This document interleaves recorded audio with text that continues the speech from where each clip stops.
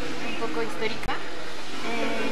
La diferencia entre policía comunitaria, autodefensa y paramilitarismo. Leyendo un poco, no sé si usted me pueda decir que sí o si no, la policía comunitaria siempre ha existido. Yace desde el convenio 169 por la OEA y en la Constitución 2, ¿no? Habla sobre los pueblos indígenas y han existido siempre en protección como local.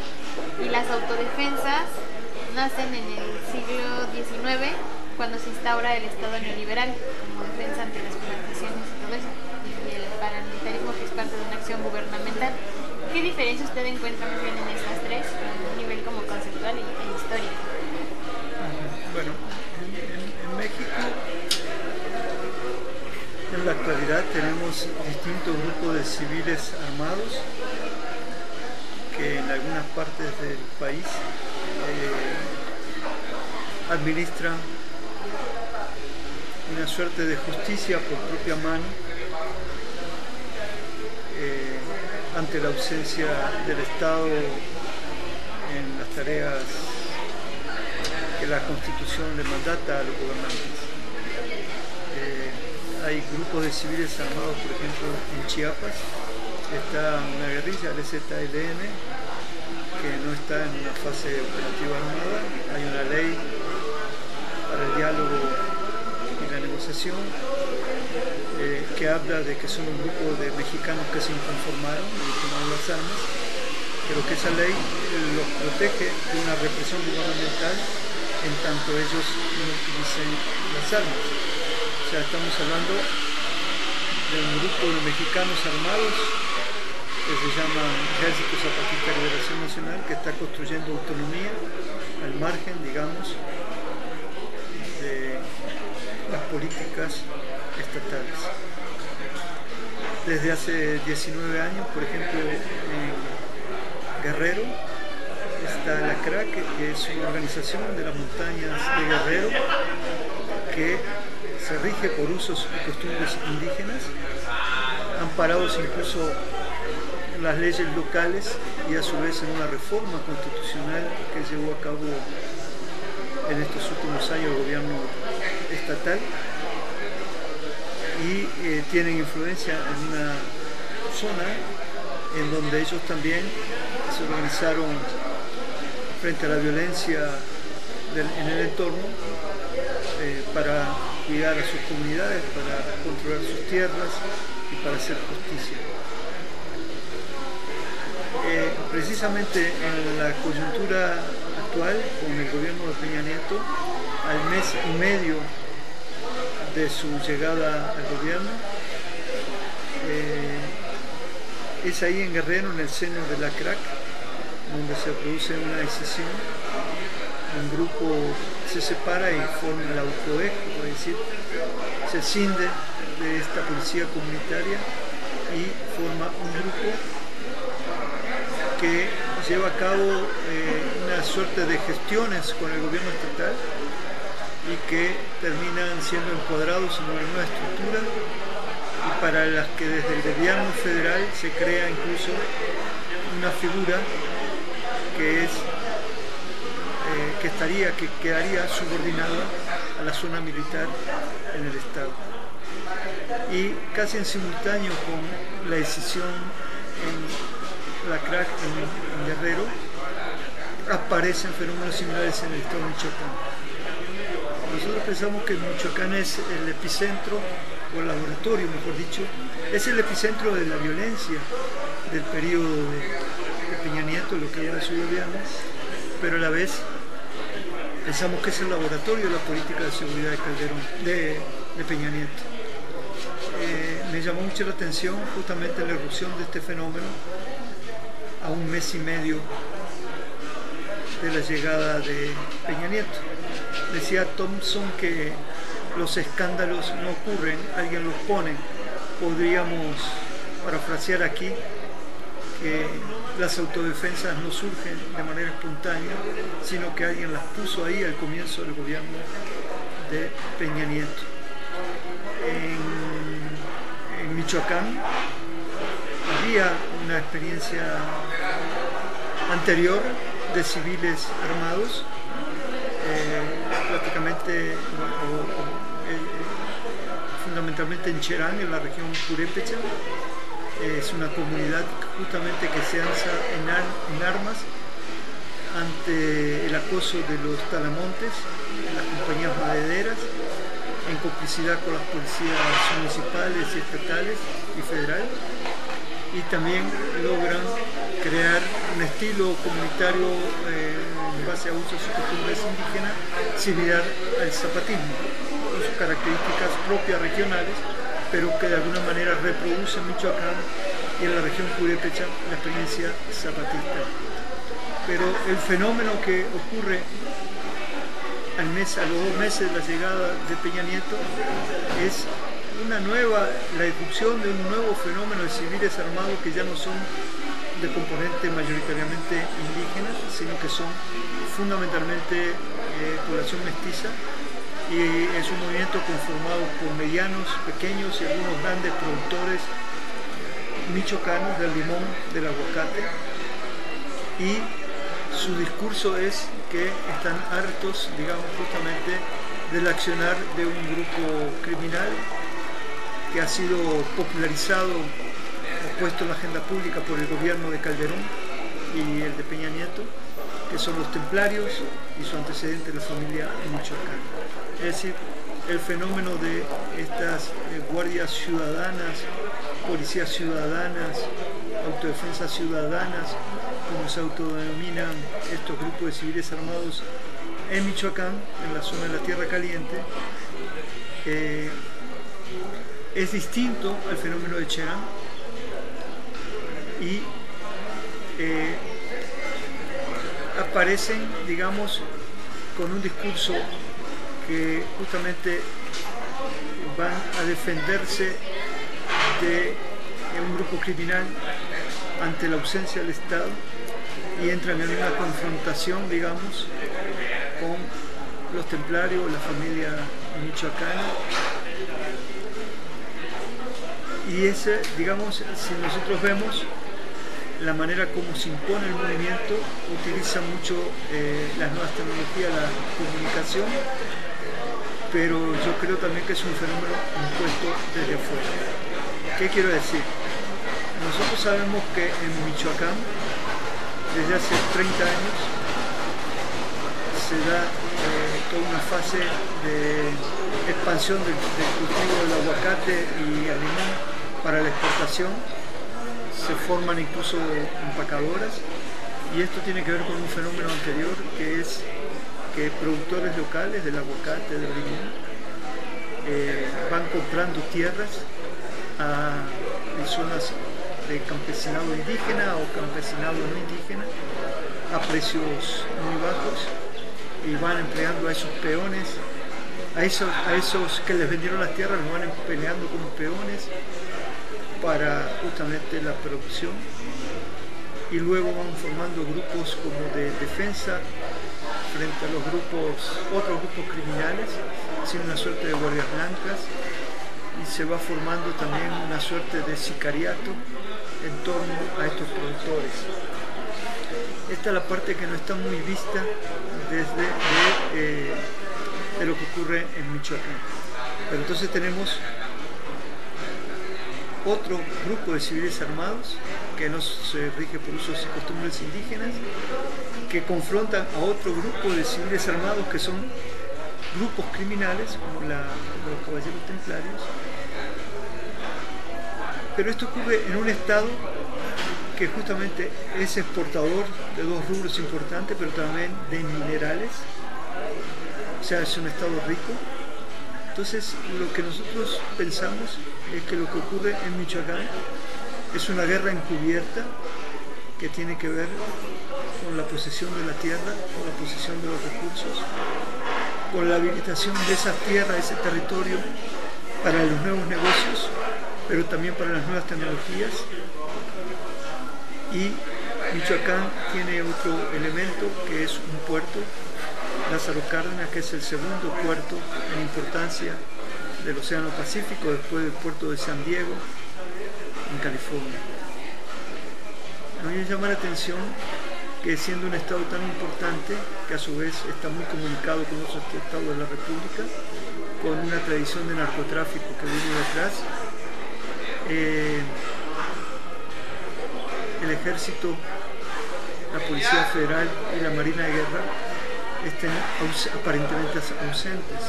No entiendo cómo un cuarto de las características de Lázaro Cárdenas, que entra bajo el control de la Marina de Guerra, puede ser, como nos dice el discurso oficial, controlado por un grupo criminal.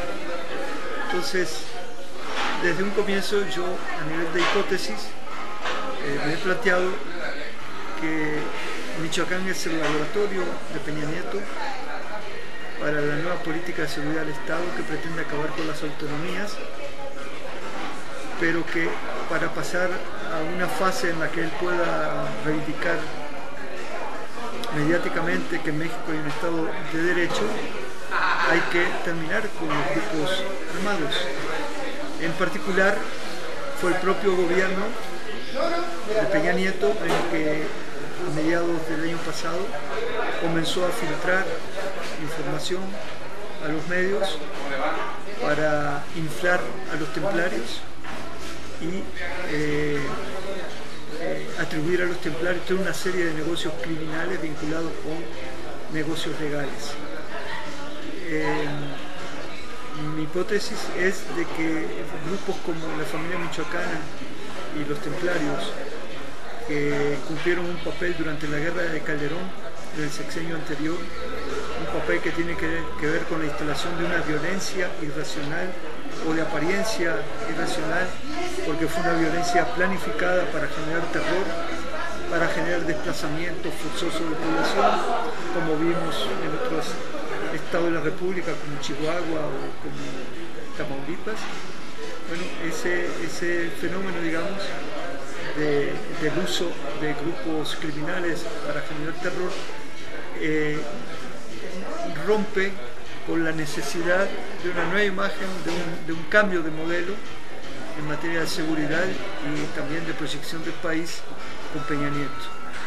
Lo que creo es que Peña Nieto instrumentaliza a grupos de autodefensa de ciudadanos armados para anteponerlos a los templarios, porque los templarios no se quieren someter a la nueva lógica del gobierno federal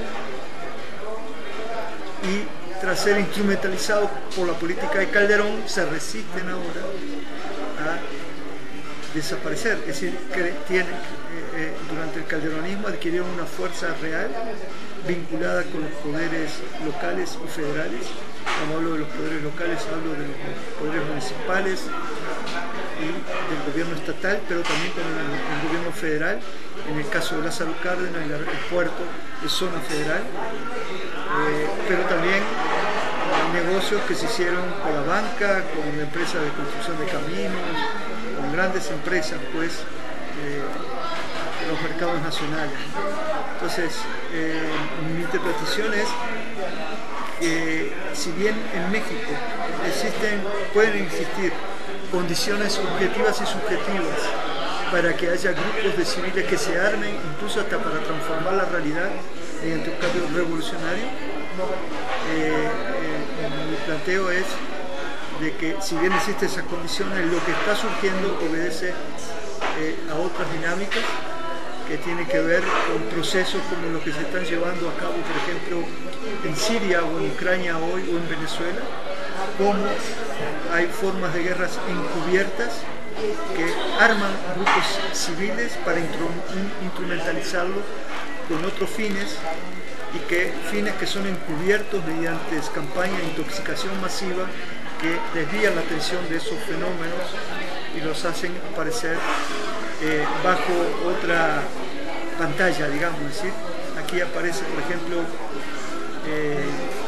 determinados liderazgos, que no digo todos, pero algunos podrían estar siendo instrumentalizados por el Estado. Hay en todo esto puede haber un fenómeno de imitación, que si bien puede haber surgido un grupo original de ladinos o de mestizos o sea, no indígenas, que por una causa justa, la defensa de sus propiedades, de sus negocios, de su familia, se alzan en armas. Una vez constituido un primer grupo, pueden haber surgido otros grupos por contagio o que sean creados por el Estado justamente para confundir, digamos, el terreno, y que estén obedeciendo a una política de contrainsurgencia, es decir, una política que se dirige desde la zona militar para enfrentar civiles contra civiles y facilitar, digamos, una acción estatal encubierta que está dirigida a generar una reorganización del suelo, o sea, del territorio, de la tierra como mercancía y de los productos que hay sobre esa tierra. Pensemos, ha salido a luz, por ejemplo, todo lo que tiene que ver la exportación de minerales a China, y también ha sido visibilizado el tema del aguacate y del limón. Entonces, pensamos que hay una guerra por los territorios, una guerra encubierta del gran capital que necesita de alguna manera pacificar Michoacán para pasar una nueva fase.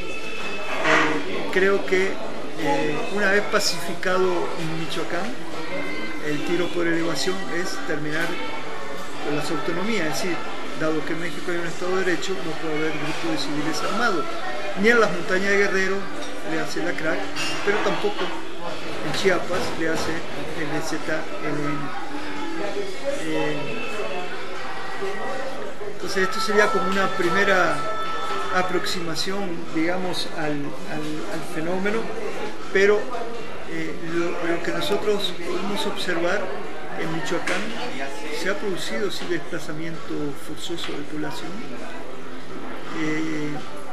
y que todo esto está articulado, ya lo hemos visto en Tamaulipas, en el Valle de Juárez, a políticas de contrainsurgencia, que estos grupos son afines, o parte de estos grupos son afines a una política de contrainsurgencia que está dirigida a romper los tejidos comunitarios para imponer el capitalismo de comienzo del siglo XXI, es decir, este imperialismo del despojo, ¿no?, que viene, digamos, por las tierras y para refuncionalizar los territorios, pero también a las poblaciones que habitan esos territorios. Entonces, cuando nosotros observamos el fenómeno de Michoacán y la respuesta que le da el Estado al fenómeno de las guardias ciudadanas o las autodefensas ciudadanas, vemos que la respuesta del gobierno es formar milicias rurales. Cuando nosotros vemos que en febrero de este año, cuando se nombra un comisionado,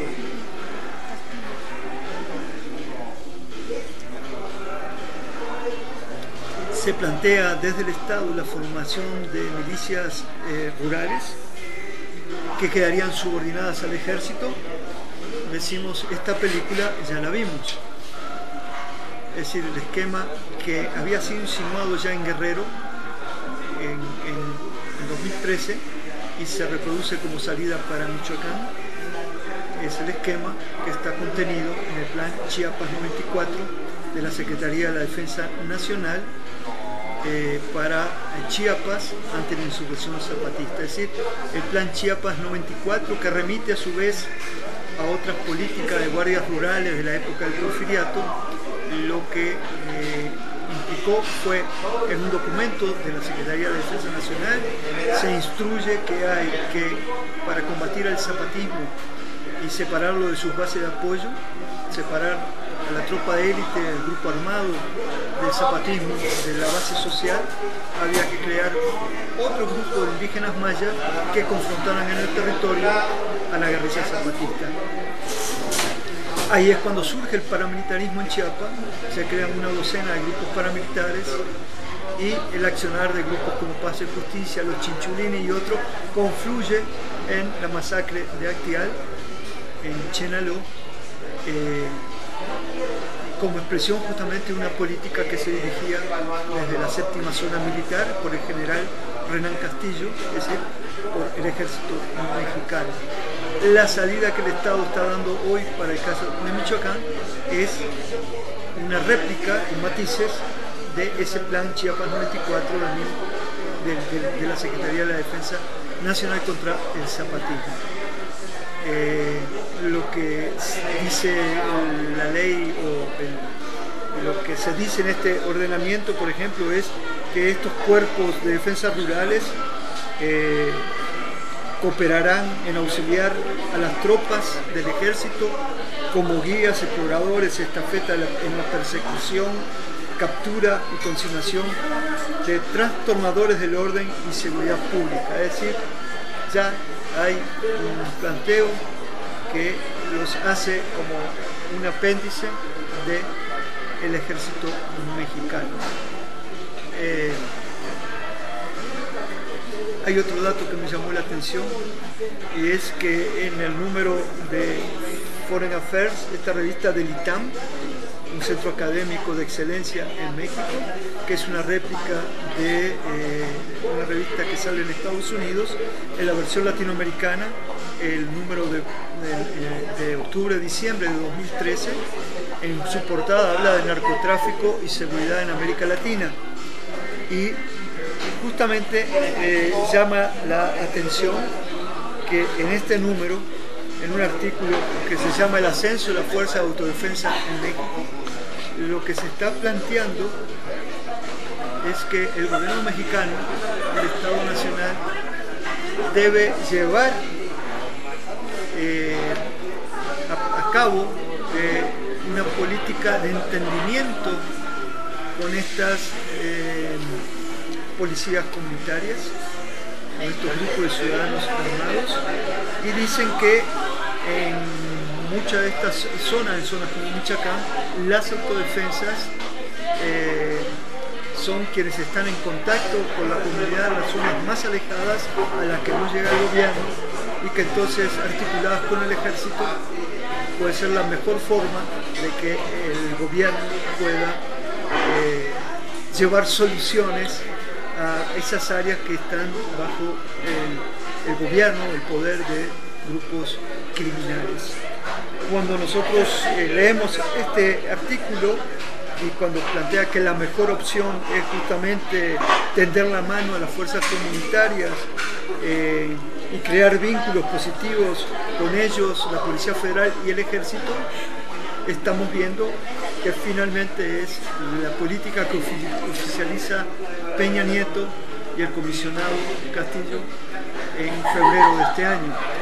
Este número salió en octubre-diciembre, quiere decir que estos dos articulistas que son estadounidenses, incluso uno de ellos fue asesor de los marines en las invasiones a Afganistán e Irak, son quienes están recomendando la receta que finalmente lo escribieron a mediados de 2013, cuando este fenómeno ya había tomado visibilidad, y 3 meses después de que aparece este artículo, o que fue entregado esto, lo que acá se propone es lo que instrumentaliza el gobierno de Peña Nieto. A esto es lo que nos referimos, es justamente cómo primero se posiciona un tema, se le da gran visibilidad. Yo por primera vez comencé a poner atención en el tema de las autodefensas de Michoacán, cuando en marzo de 2013, en un programa de Televisa, en horario AAA, vi a Aguilar Camín, Jorge Castañeda, Leo Zuckerman y Opinión Pública discutir el tema de las autodefensas. Me extrañó que Televisa estuviera abordando un tema como este al comienzo, y a partir de ahí comencé a seguir para tratar de ver cómo iban posicionando junto con Televisa, el grupo Milenio, el tema de las autodefensas. Es decir, cómo hubo una intención gubernamental, mediante filtraciones incluso, por posicionar este eje temático, e incluso como conductoras como Denise Merker en persona visitaron la zona durante 2013 y este año acompañando al comisionado Castillo para hacer reportajes especiales. Es decir, el fenómeno existe, pero creo que fue posicionado mediáticamente, se le dio gran cobertura, y ahí es donde todo esto me lleva a pensar a mí que más allá de la cobertura de un fenómeno noticioso que tiene como epicentro la figura del doctor Mireles, muy mediático. No digo que el doctor Mireles sea estando instrumentalizado por el gobierno o no, simplemente digo que él ha sido la figura más mediática de este fenómeno.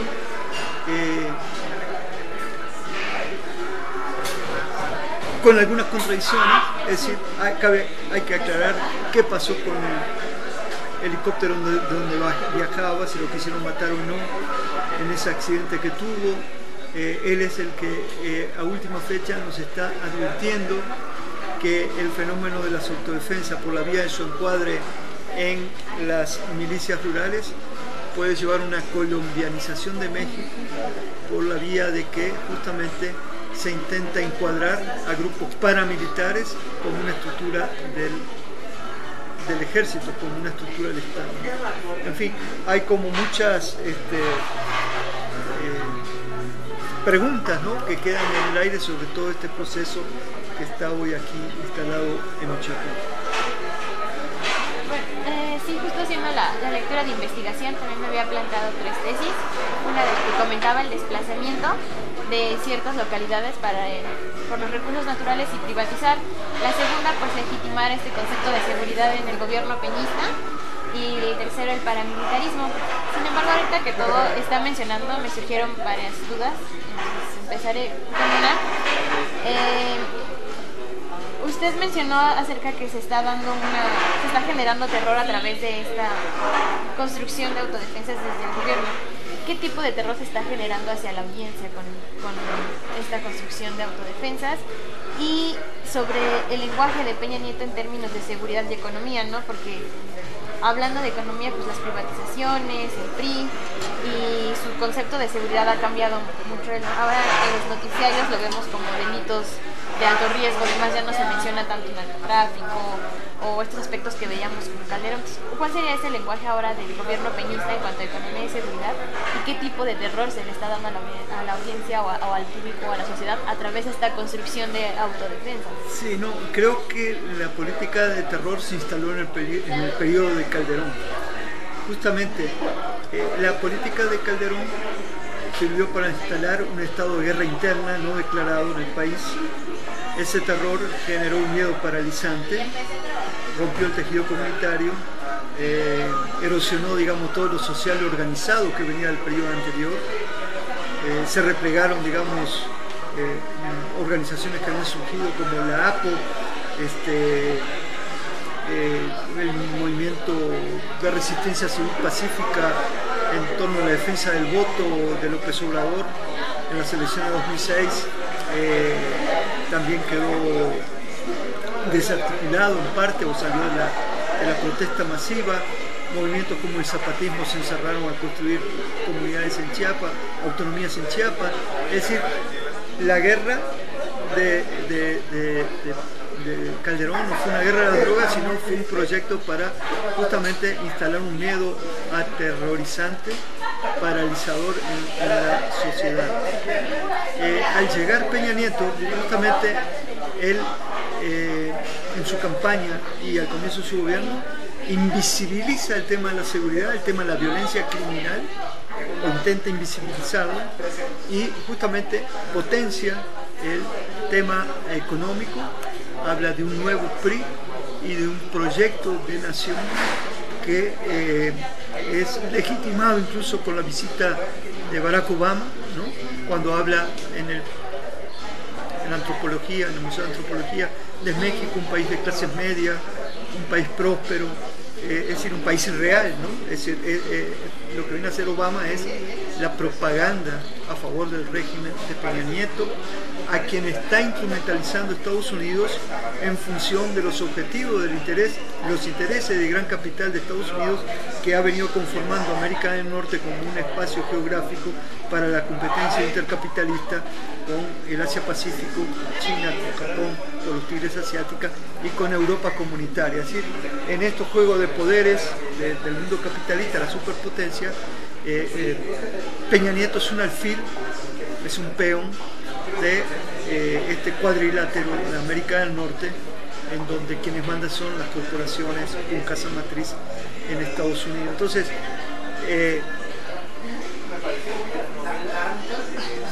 Obama logra lo que ya había avanzado con Calderón, logra hacer que Peña Nieto se posicione o forme parte, sea uno de los comodines de exportación para el Asia-Pacífico, es decir, para el proyecto, para este nuevo proyecto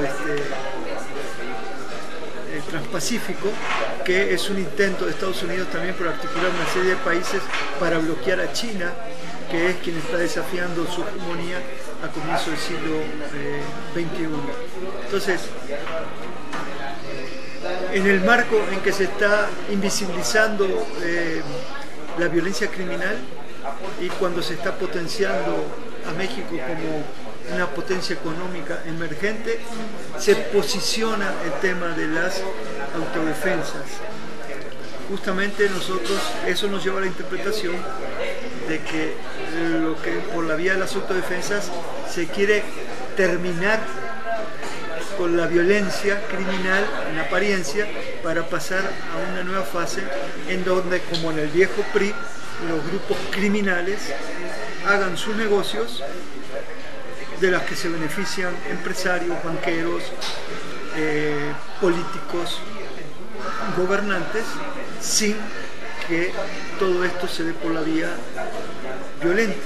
Citamos, es necesario para posicionar a México como potencia económica emergente, pasar una fase en donde no se puede hablar mediáticamente en el mundo entero de un México sumido en la violencia criminal.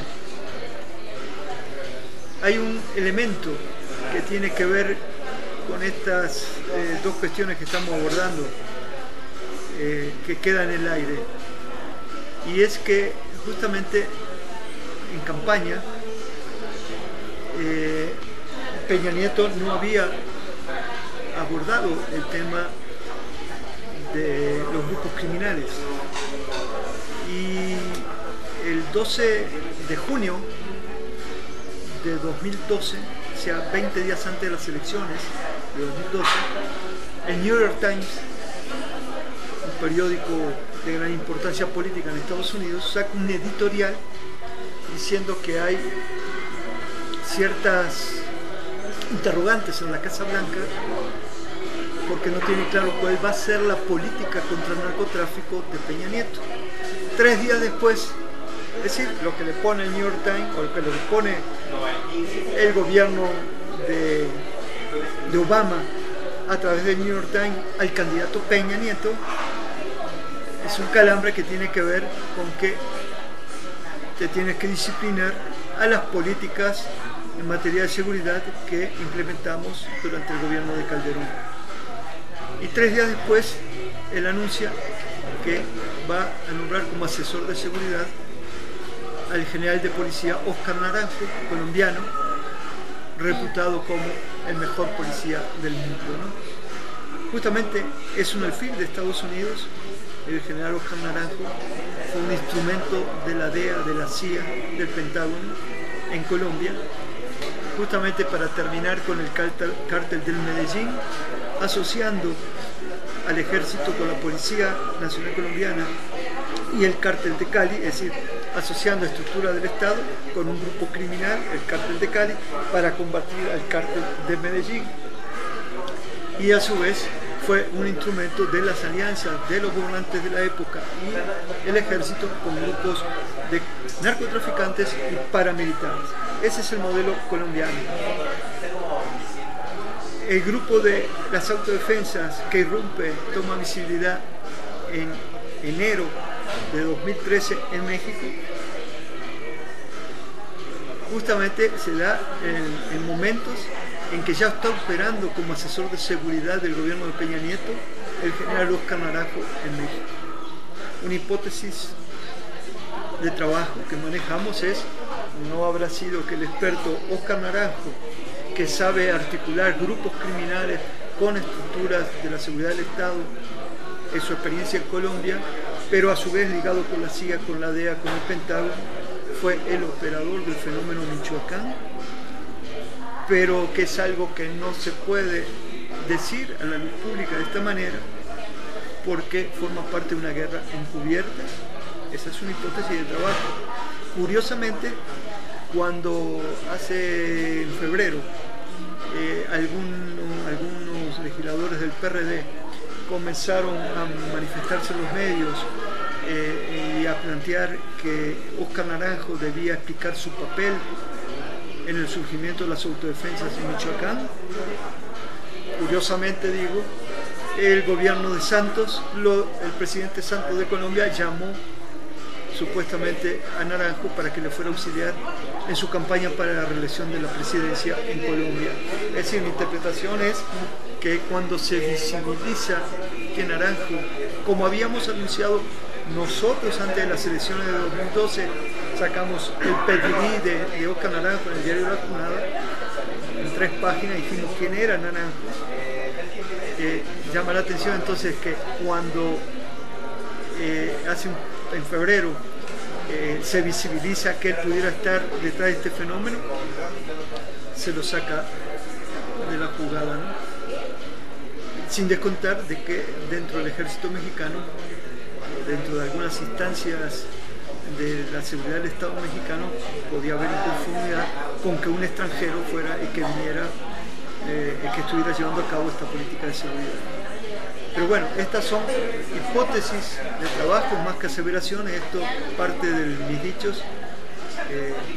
Tendríamos que demostrarlo con un trabajo de campo, a partir de cruzar, digamos, todas las políticas y las políticas estatales, las políticas de contrainsurgencia y también la información publicada, ¿no? y los dichos, ¿no?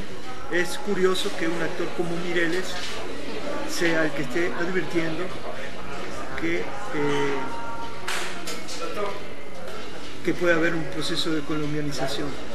El mismo doctor Mireles, que desde un principio, por allá por marzo, abril de 2013, declaró públicamente que en un comienzo ellos salieron a patrullar juntos con el ejército. Hay otros datos: el fenómeno que se dio en La Ruana justamente en marzo del año pasado tiene que ver con esto que estoy diciendo. Es decir, las hipótesis mías están basadas en la hipótesis principal, que las autodefensas pueden ser un proyecto que responde a una política de contrainsurgencia instrumentada a través del Ejército y la Marina de Guerra mexicanos. Tiene que ver con que en marzo de 2013 en La Ruana fueron capturados 43 civiles que integraban autodefensas, y hubo una mujer, una familiar de 2 detenidos, que declaró públicamente: pero si fue el ejército el que los entrenó, el que les dio las armas de uso exclusivo del ejército, con ellos el ejército salía a patrullar, el ejército hacía con ellos las barricadas. O sea, ahí están las declaraciones públicas de una mujer indignada ante la detención de 2 familiares, creo que era su marido y un hijo, corroborado luego por un personaje como Mireles, que también dice que desde el comienzo participaron junto con el ejército en la supuesta represión a la criminalidad de los templarios.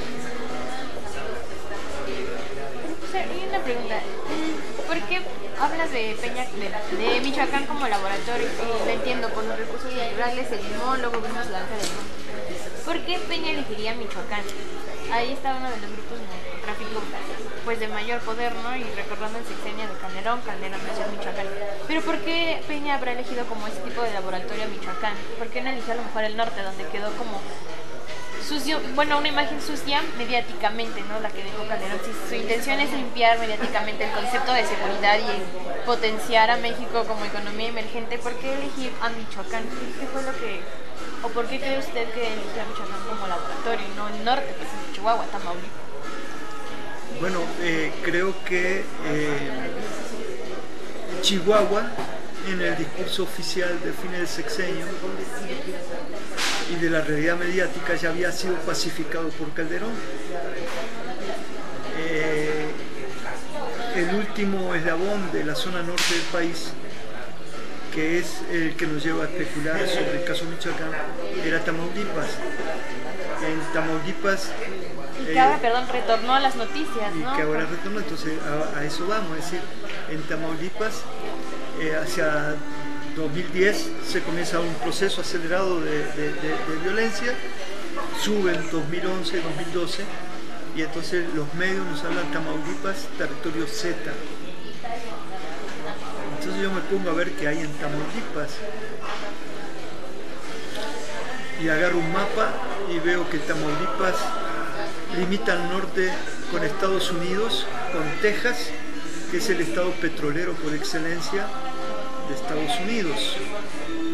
Limita al este con el Golfo de México, y en el Golfo de México está el petróleo somero, la costa, pero está el tesorito perdido en el fondo del mar del que nos hablaba Felipe Calderón en 2008, es decir, el petróleo profundo a 3.000 metros, que es el que por el que se quería hacer la contrarreforma al artículo 27 y 28 constitucionales por parte de las transnacionales de Estados Unidos.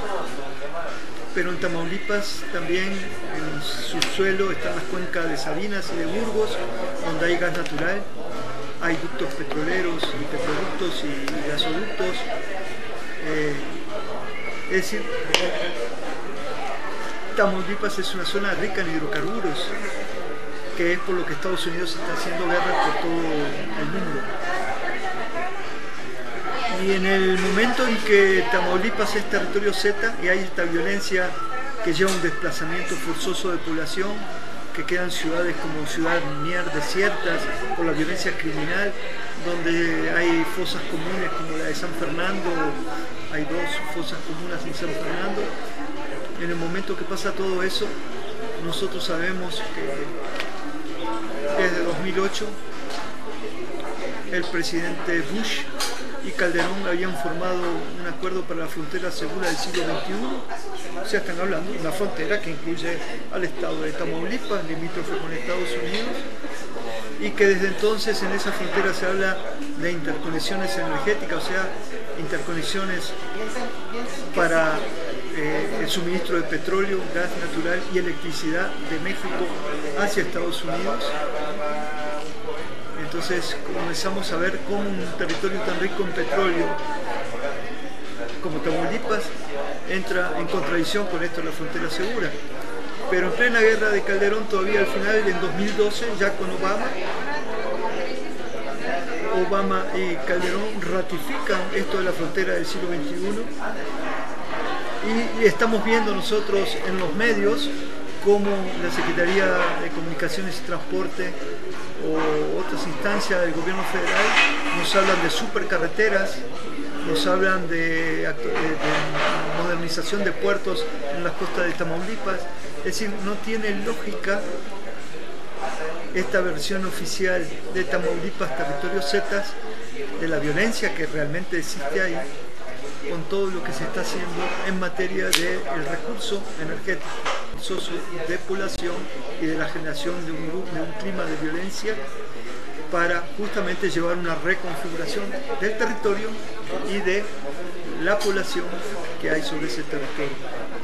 Vis a vis, pacificado Chihuahua, pacificado Tamaulipas, ahora vamos a otra área, Michoacán. Y ese es el modelo de comienzo del sexenio de Peña Nieto. Claro, lo que ocurre es que el periodo anterior generó poderes locales, poderes criminales o grupos criminales que están articulados con la política local y quedan hilos sueltos. Por eso es que reaparece la violencia en Tamaulipas a última fecha. Es decir, lo que quiero decir con esto es que los gobernantes, quienes instrumentan las políticas, incluso la guerra encubierta detrás de los gobernantes, llevan a cabo sus políticas, pero no todo les sale de manera lineal. Hay hilos sueltos, hay cabos sueltos, hay contradicciones y hay movimientos y reacciones, ¿no? Entonces sucede que ahora de vuelta Tamaulipas comienza a tomar visibilidad a partir de su violencia, ¿no? Pero bueno, creo que Michoacán, del lado del Pacífico, es clave. Es Lázaro Cárdenas, pero acordémonos también que Peña se inscribe a la política estadounidense del Transpacífico, de esta nueva alianza, digamos, que a través de Michoacán se puede proyectar, digamos, puede ser la imagen hacia el Pacífico mexicano a través de Michoacán al mundo, ¿no? Y con los negocios, es decir, no por algo pienso, el gobierno de Peña Nieto filtró a los medios que los caballeros templarios exportaban minerales a China. China es el objetivo de la política transpacífica de Estados Unidos. China es quien está desafiando la hegemonía de Estados Unidos en el mundo de nuestros días. Entonces, ¿por qué el gobierno no enfoca sus baterías en lo que ocurre en Sinaloa, en lo que ocurre en Tamaulipas, en lo que ocurre en el Valle de Juárez, en lo que ocurre en otra zona del territorio nacional, donde también hay grupos criminales que están vinculados con los productos de exportación, con la minería, es decir, con los negocios, digamos, que son legales pero que están ligados a la economía criminal? ¿Por qué Michoacán? Bueno, porque en Michoacán se visibiliza la exportación de minerales a China y no se visibiliza, por ejemplo, cómo grupos criminales protegen a compañías mineras de Canadá y Estados Unidos, que en un 95% son las que tienen el control de la minería en México. Es decir, piensa mal y acertarás, ¿no? Dice por ahí un refrán. Entonces digamos que el discurso presidencialista es el que siempre ha traído el PRI, ¿no? La modernización como imagen mediática hacia el mundo, ¿no? Las Olimpiadas en el 68 y todos estos aspectos siempre del PRI, ¿no? Ahora Peña lo que quiere es con las reformas pues mandar esta imagen de modernización en México, y precisamente hace unos meses una revista estadounidense sacó un artículo que se llamó Todos los hombres del presidente, donde hablaba que Peña estaba retomando un poco la política de Salinas, mencionaba usted en el 94, mandando comisionados, o sea, como haciendo representaciones en varios estados ante las situaciones de violencia. Esta parte de comisionados al mandar a Castillo y demás también es parte de una estrategia de seguridad de este PRI, retomando también en el 94 con Salinas y Solís como comisionado en Chiapas. ¿Es igual una estrategia de seguridad ante estas autodefensas? No, yo no encontraría tantos puntos de contacto. Pienso que acá hay dos grupos que están instrumentando la política. Uno es el grupo de Peña Nieto en el Estado de México y otro es el grupo de Hidalgo, que tiene al procurador Murillo Karam y tiene en la Secretaría de Gobernación Osorio Chong. Son dos grupos de poder que ellos articularon la política de este nuevo gobierno.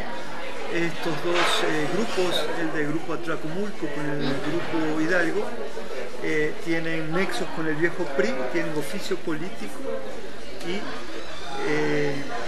pueden ser que algunas de las viejas políticas del viejo PRI la está instrumentalizando el nuevo PRI de Peña Nieto.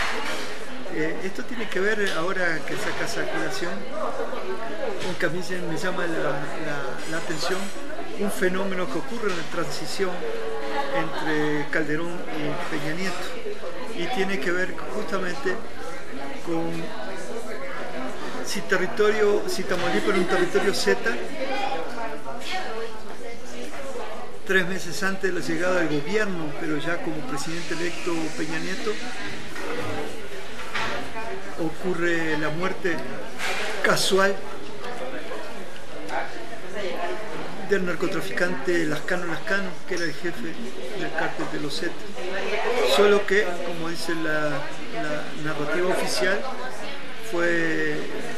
murió en el enfrentamiento con la Marina y su cuerpo fue entregado a una funeraria y su cuerpo se levantó y andó porque desapareció el cadáver, ¿no?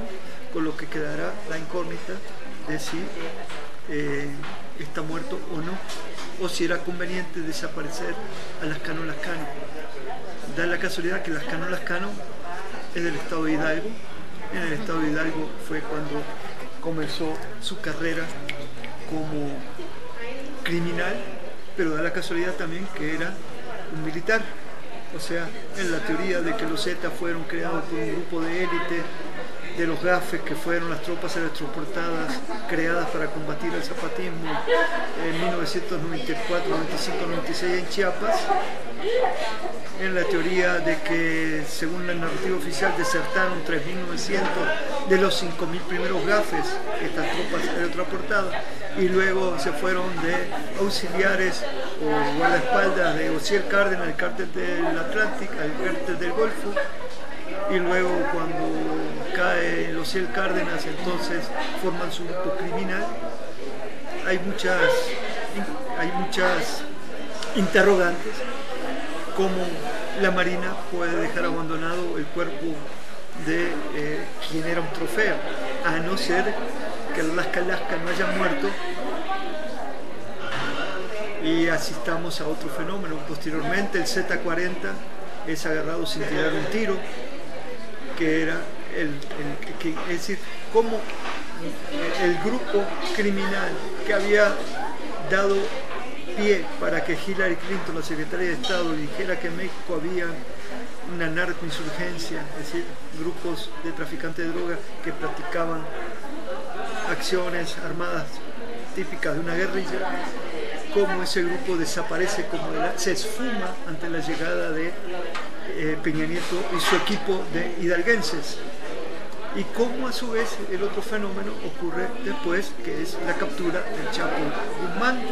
Es decir, cómo podríamos hipotetizar que llega el viejo PRI y establece una serie de alianzas con los grupos criminales como en el viejo régimen, y entonces en un diálogo de gobierno, grupos criminales, como el que había intentado Calderón a través de un general de la Guerra Sucia que después mataron, Acosta Chaparro. Es decir, cómo retoma esta política de establecer una paz con los grupos criminales. Esa paz podría entonces estar vinculada con la extraña muerte y desaparición del cuerpo de Lasca, con la captura del Chapo Guzmán, con la salida de la cárcel de Caro Quintero, y bueno, y ahí queda este forúnculo que es la tuta, ¿no? en Michoacán, y tampoco sabemos si finalmente mataron al Nazario. Es decir, la muerte de Nazario iba en esta política que nos remite al Señor de los Cielos, ¿no? Que supuestamente también murió en una cama de un sanatorio cuando le estaban haciendo una liposucción, ¿no? Una cirugía. Entonces, bueno, son algunas interrogantes. Pensamos sí que la narrativa del nuevo régimen tiene como eje a dos grupos políticos que tienen un pie en el viejo régimen y vienen dando la cara a un grupo de jóvenes que a su vez han sido gobernadores, o sea, que han estado en la clase política, funcionando con alcaldes, funcionando con instancias del Ejército, de la Policía Federal, en sus estados. Pensemos en el Estado de México, donde la violencia durante el gobierno de Peña Nieto era muy fuerte y sigue muy fuerte hoy, con Erubiel, su sucesor. Entonces, ahí hay hilos sueltos que nos hablan de una reconfiguración de élites, que cuando hablo de las élites no solo hablo de grupos políticos, sino también de grupos empresariales. Cuando cambia un gobernante y un partido, e incluso dentro de un mismo partido, cuando hay cambio, puede haber una renovación en las élites. El nuevo gobernante, el nuevo grupo político en el gobierno establece una nueva relación con empresarios. Es decir, por ejemplo, cuando el salinismo, veníamos de gobiernos del PRI, pero Salinas crea una nueva clase empresarial, es decir, hay nuevos empresarios, nuevos banqueros que son del entorno de Salinas, que aterrizan justamente con las políticas neoliberales, y que a su vez hay nuevos grupos de tecnoburócratas que toman la cosa pública en conexión con estos empresarios. Entonces ahora podemos estar asistiendo, tras 12 años de gobierno del PAN, a una renovación que tiene que ver con el grupo político, pero vinculado con los grandes banqueros, con los grandes empresarios del país, ¿no? Y todo esto está articulado justamente con las políticas, con el paquete de contrarreformas que ha logrado sacar en 2013 Peña Nieto. Esto es cuando hablo de una reconfiguración en las élites, estoy hablando que en el marco de esa reconfiguración fue posible sacar este paquete de medidas que son contrarreformas, porque no fueron votadas para beneficiar a la mayoría del país, sino justamente para beneficiar a la plutocracia, es decir, al gobierno de los mega millonarios de la revista Forbes en México. Profesor, entonces la narrativa de seguridad ante este priismo joven con Peña Nieto y demás se resumiría en tres: la limpieza mediática de la Marina y el Ejército, porque con Calderón pues prácticamente nada más sacó de cuartel a los militares, digamos, sin hacer esta limpieza, ¿no? Como preparando a la sociedad. Y con Peña entonces se está dando una limpieza mediática ahora que... ¿Pero a qué le llamas limpieza mediática? Pues no sé, hay esta propaganda que vemos en televisión de como darle esta imagen buena a la Marina, ahora que puede ver aquí. Esa es una narrativa. En la segunda sería lo que mencionaba usted, la detención de narcotráficos, que ahora las noticias es como de que el PRI ya detuvieron ese lado, o el destape de ciertos funcionarios que estaban vinculados con narcotraficantes. Y el tercero, las autodefensas. Estos tres aspectos sería la narrativa de seguridad de este sexenio de Peña Nieto. Sí, allá por comienzos, por marzo, abril, hubo incluso una reunión del gobierno de Peña Nieto donde se le dijo a los medios que iba a haber una nueva narrativa, e incluso esa nueva narrativa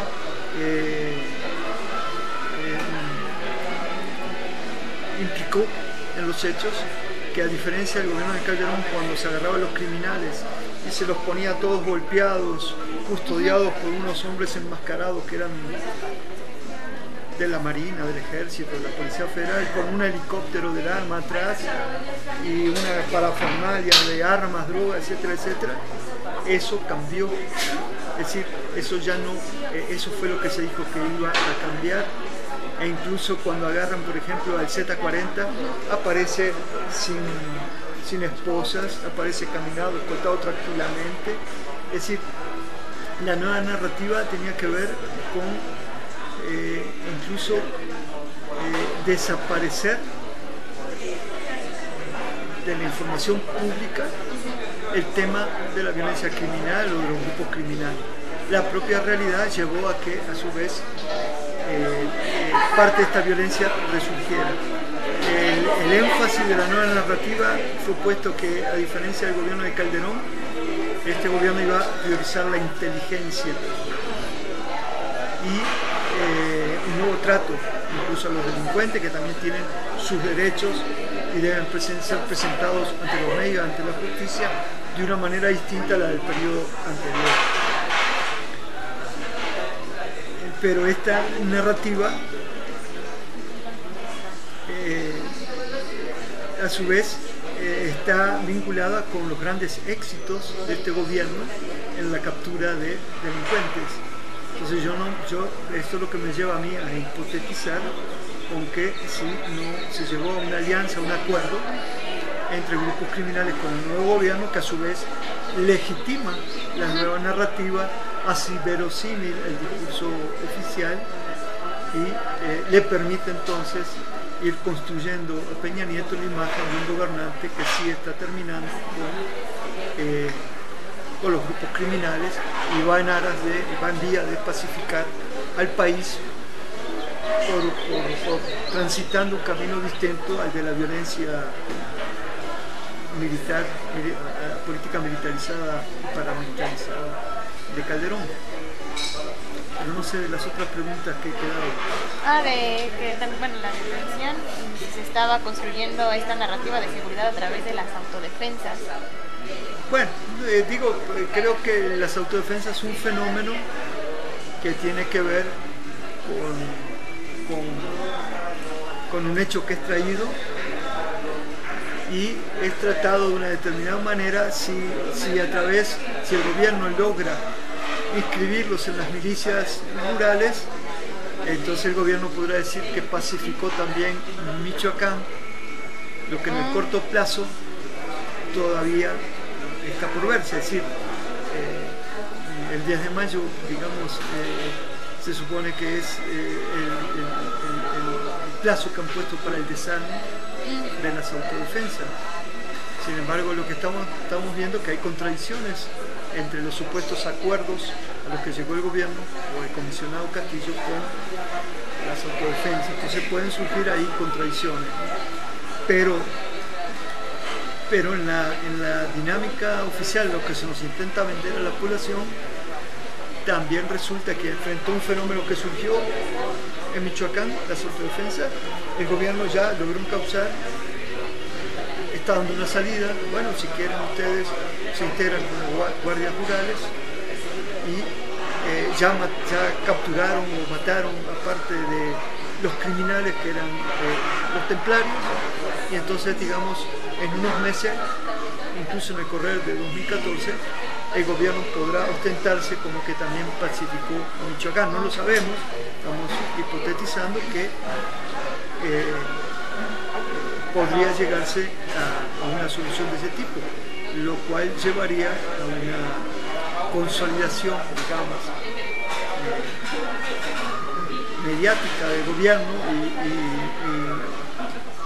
y veríamos una andanada de comentaristas ad hoc que reivindicarían la eficacia de la política de Peña Nieto versus la que llevaba a cabo Calderón, ¿no?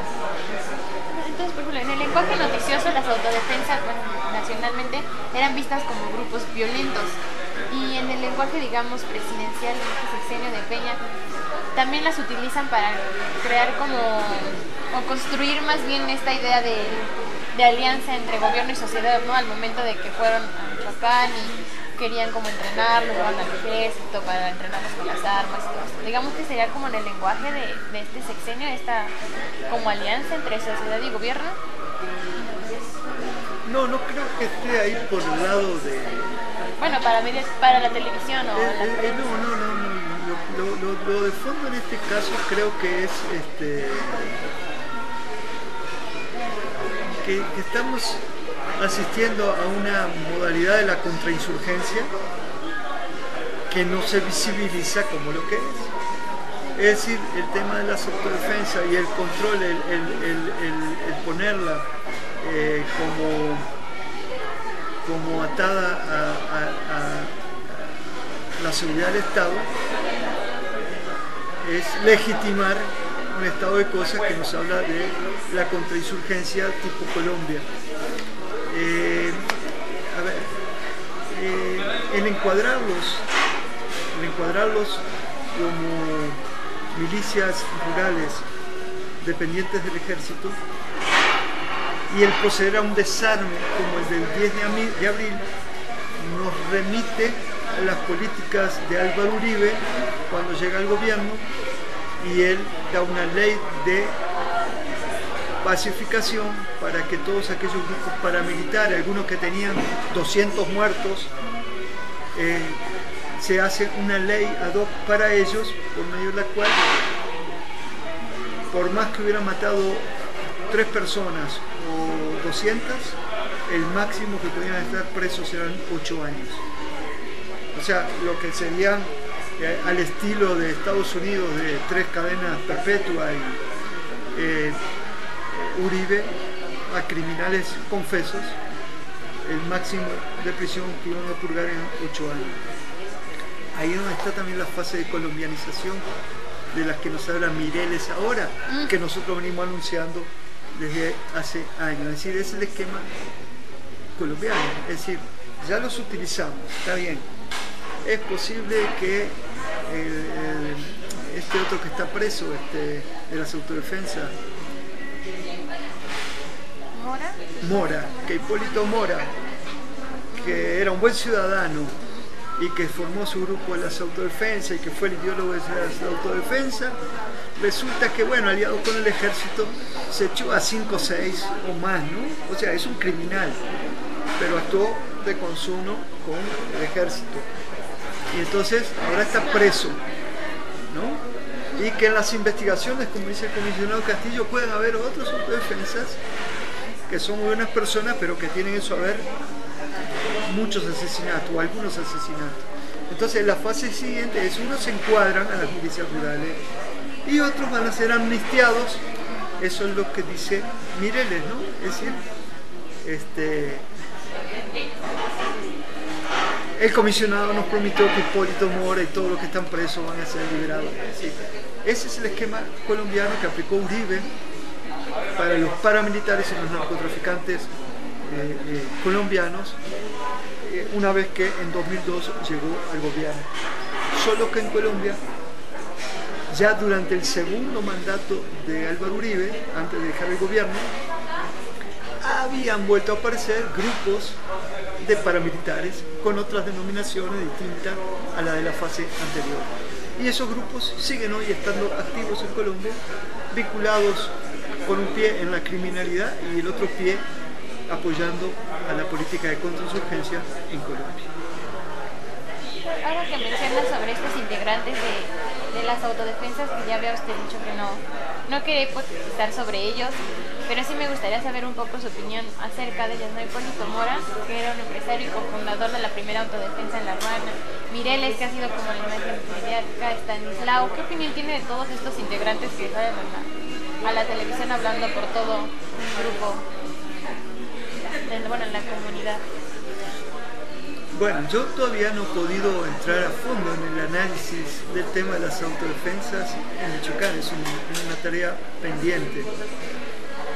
Voy a formarme una opinión sobre ellos una vez que entre a cruzar la información publicada sobre ellos a partir de sus propias declaraciones y a partir de los reportajes que se han hecho y de las filtraciones del gobierno, pero a su vez entre las propias contradicciones en los discursos de estos personajes.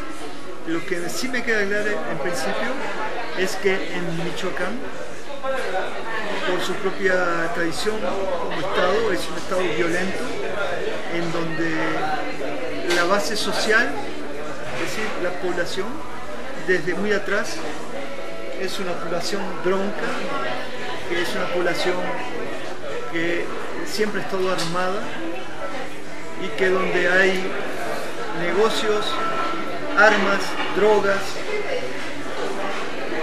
muchos ciudadanos ilustres puedan tener cosas en sus haberes, ¿no? Entonces, una cosa es el discurso criminales, ¿no? Y que había que, digamos, atacarlas para ponerle fin. ¿Qué cree que se esté gestionando entre la ciudadanía acerca de esto? ¿Cómo es que la ciudadanía puede ver a las autodefensas y los medios internacionales y nacionales? ¿Cómo ven toda esta información que se está manejando con respecto a las autodefensas? A ver si te entendí, soberanes, ¿verdad? Ajá, sí, expresidente. presidente del organismo de la CNDH, de la CNDH.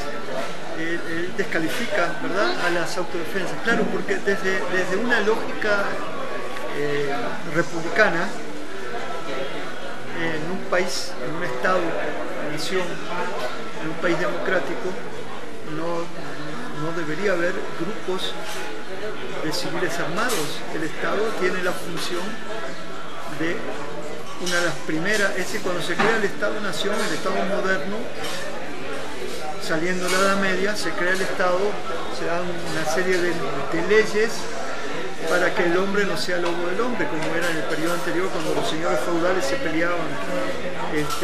Entonces se hacen unas determinadas leyes y se crea el ejército y la policía y la cárcel, ¿no?, que saben. Entonces se moderniza eso y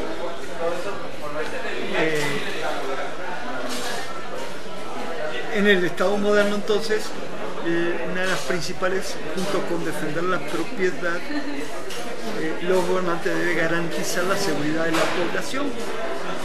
Entonces, Soberanes tiene razón que no puede haber civiles armados. El tema es cómo en México sí es posible el fenómeno de las autodefensas, cómo el gobierno en Guerrero o en Michoacán negocia con las autodefensas. Esta es una realidad con independencia de si sea lícito o no. Yo coincido con Soberanes. En México no debería haber grupo de civiles armados. Ah, claro, eso de no ser que el Estado neoliberal mexicano abdicó de sus responsabilidades, entre ellas la de garantizar la seguridad de la población. Y esto ha llevado que en algunas zonas del país, entonces, ante la ausencia del Estado y la violencia imperante, la violencia criminal, cuando hablo de la violencia criminal, me refiero a criminales que integran en sus filas a bandas de criminales que están integradas por políticos, por gobernantes, por policías, por militares, por agentes de los órganos de administración de justicia, es decir, por banqueros, por empresarios, es decir, porque esto es la economía criminal, está ligada a la economía formal. Entonces, en un estado tal, donde no hay una democracia, donde no hay un estado que funcione, donde las instituciones no funcionan, donde la fuerza de seguridad no funciona, puede haber civiles que se armen, como está ocurriendo en México. Eso no es lo que debería ser, pero existe. Pero entonces el discurso que están manejando la CNDH desde la perspectiva de derechos humanos es culpabilizar al gobierno de esta construcción de autodefensas, cuando sabemos que estas autodefensas realmente tienen otros enfoques, ¿no?, u otras construcciones del pecado.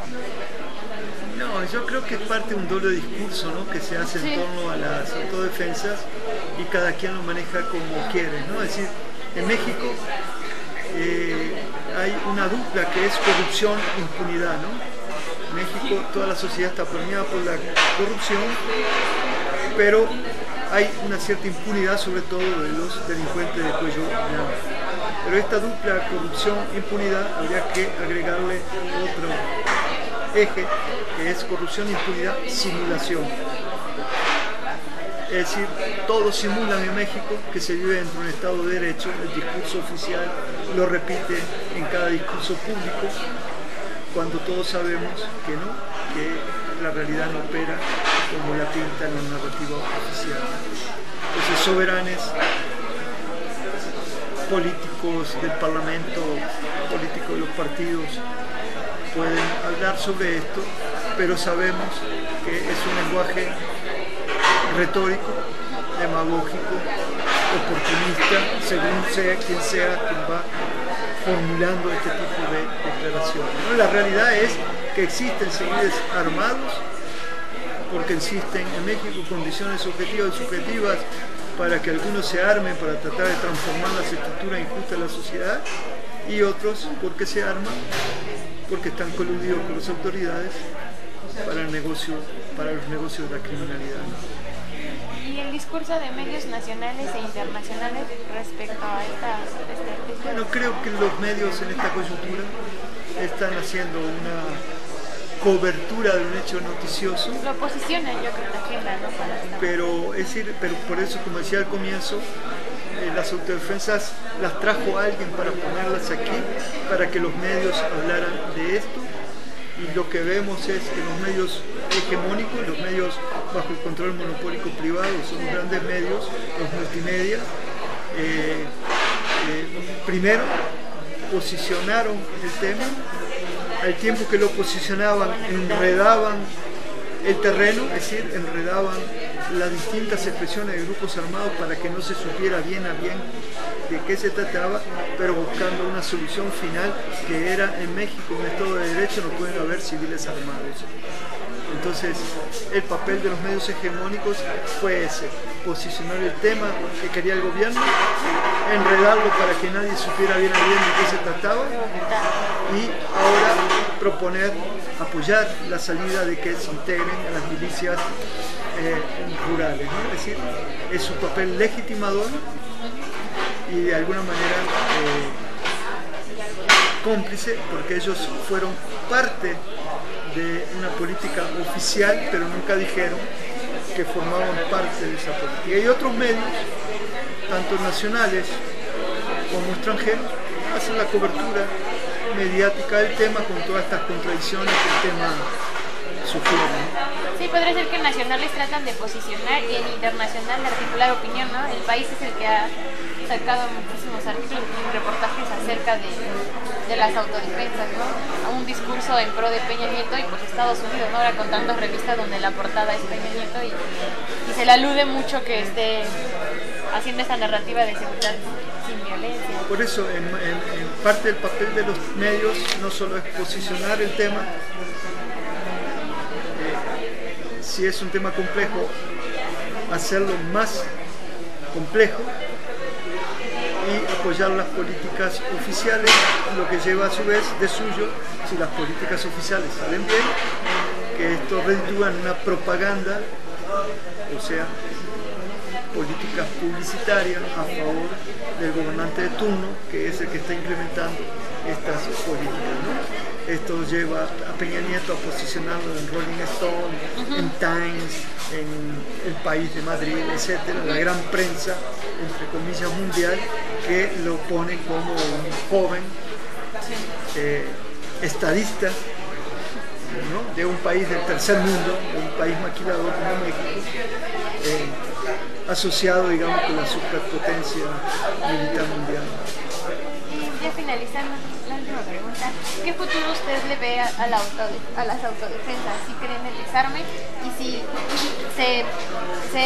se quita, digamos, de la agenda en los medios, ¿usted cree que se pueda volver a utilizar esa estrategia de seguridad nuevamente en algún otro estado para continuar con su narrativa de seguridad en el sexenio de Peña Nieto? Bueno, como eso es hacer futurología, vayamos por parte, como decía Jack el Destripador, y cuando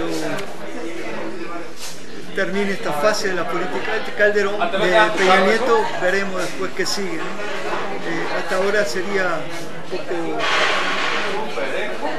todavía aventurado decir qué va a pasar en Michoacán en el corto plazo y a dónde va a después a seguir esta política, si es que sigue.